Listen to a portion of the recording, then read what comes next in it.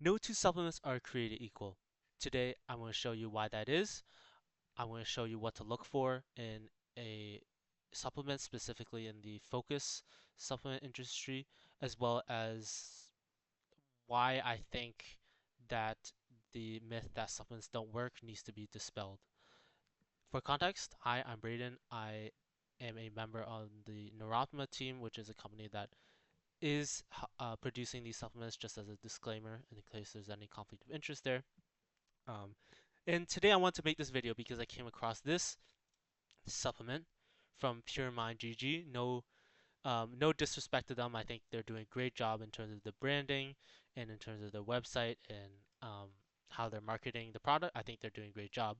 But I came across this label, and I sort of had a visceral reaction to it after looking through some of its contents because I think it's well known that there is a myth and a sort of common sentiment in the supplement space that supplements don't work, that supplements are ineffective, and that um, you know they're all scamming you. And obviously, there's a bunch of different factors to it, like how the supplement reacts with your body. Are you sort of resistant to caffeine after drinking a lot of caffeine over a period of time, right?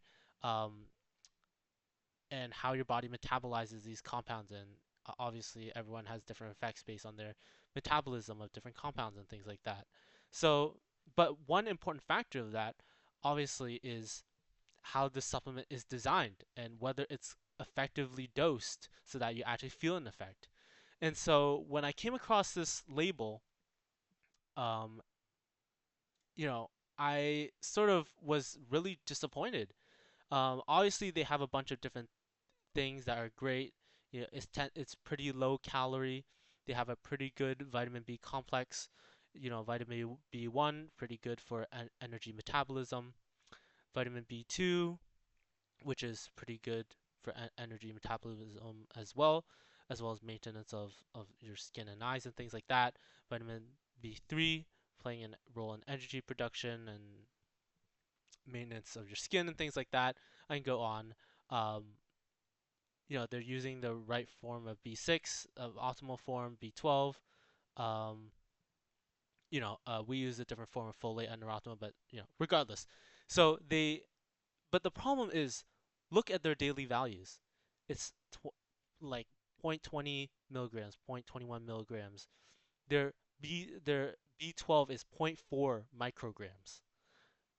If you take a look at our supplement, for example, our B12 methylcobalamin, same thing, 5 micrograms, 208% daily value, right? And this is for one scoop. This is also their one scoop.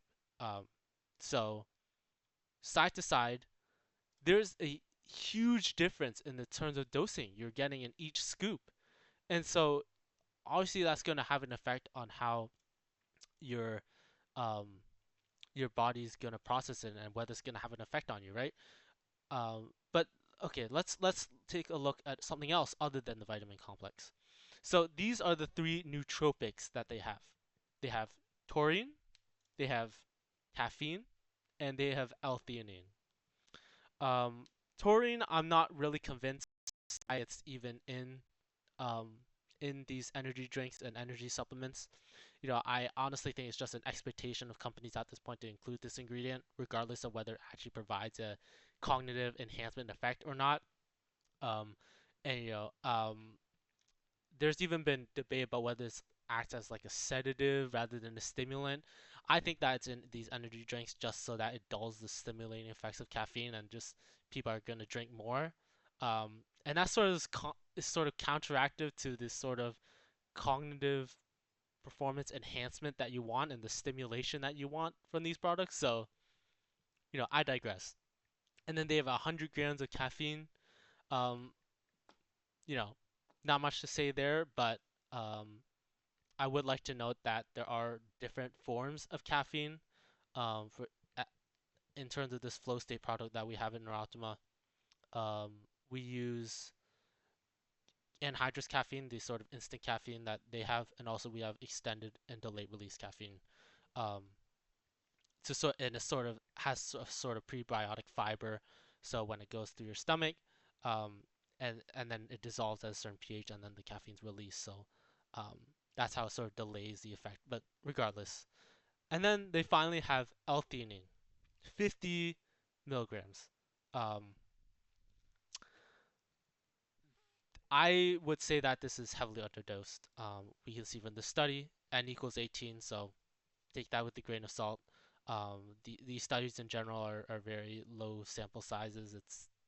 It's hard to definitively determine an effect from these self-reports either. But from this study, they found that from using 200 milligrams of L-theanine, that it was found effective for healthy people with high anxiety um, tendencies. Right? 200 milligrams is also what we include in our one scoop of flow state. 200 grams, 50 milligrams. So you can sort of see, why, and this is, they marketed this as $30. Um, our product is a little bit more expensive, but I think from what you get in terms of our complex and their complex is leaves a lot to be desired, and is also why there's this constant sentiment that supplements don't work. There's scams. I don't feel anything.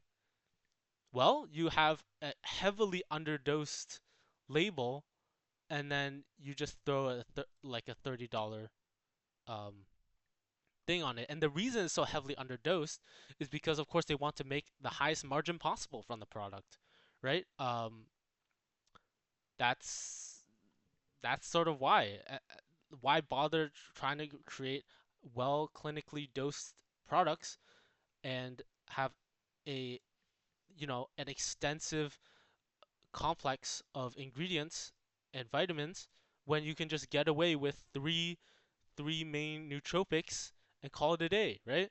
Um, and this obviously cuts into the margin, and you need to find the correct sourcing, things like that as well. And these sorts of supplements that are effective, but of course the margin is probably lower than this product. Um, so I felt compelled to make this video because I think there needs to be more better insight as to what um, what you should look for in a supplement, which I can definitely make more future videos on that. But also just being critical of what you're buying, right? Look at the supplement, look at other supplements out there and what they offer, and do a side to side. Maybe look at a few of these studies, and just think to yourself, is this is this worth my money? And and am I buying this because of the flashy marketing and zero sugar, sustained energy, right? Um, when all they have is eh, on the flip side, after you look at it a little deeper, it's just caffeine and L-theanine, and then in my opinion, useless ingredient that's just used as sedative to dull the effects of the caffeine.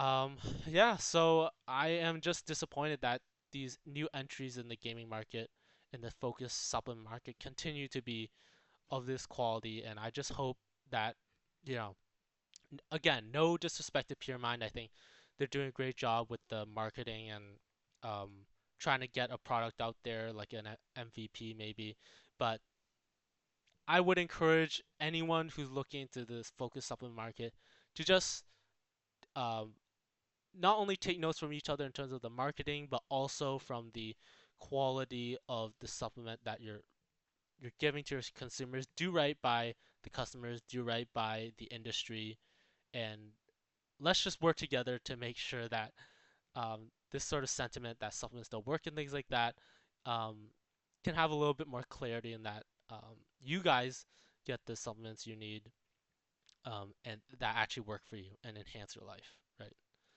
That's all I have today. Hopefully, this didn't come across as too offensive to to PureMind. I just want to really push for a sort of space where people are critical and that there's good things going into your hands and you feel different and that your life is better because of it.